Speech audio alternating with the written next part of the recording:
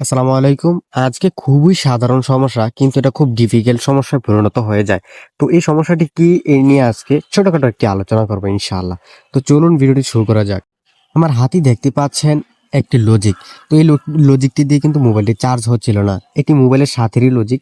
তো অনেকক্ষণ চেষ্টা করার পর পিনটি পরিবর্তন করে দিলাম। তারপরও চার্জ হচ্ছে না। এটি হচ্ছে নতুন একটি লজিক। তো ১ম এ বুঝতে পারছিলাম না আসলে সমস্যা আসলে কোথা থেকে হচ্ছে। তো এরপর কিছুক্ষণ গবেষণা করে দেখতে পারলাম যে উপরে এই কানেক্টরটা এই ডিসপ্লের কানেক্টর। এর আগে গুরুত্বপূর্ণ একটি কথা বলে নেই, ব্যাটারি কানেক্টর কিন্তু সবসময় খুলে নিতে হবে আগে। যেকোনো কাজ করার আগে ব্যাটারি কানেক্টর কিন্তু আমরা আগে খুলে নেব। এটা কিন্তু খুবই গুরুত্বপূর্ণ।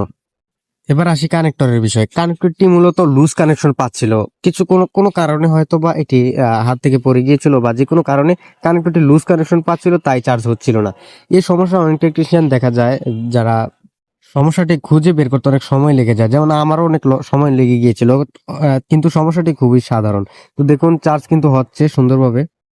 তো আজকের ভিডিওটি কিরকম লাগবে আপনাদের কমেন্টসে জানান এবং লাইক দিতে ভুলবেন না।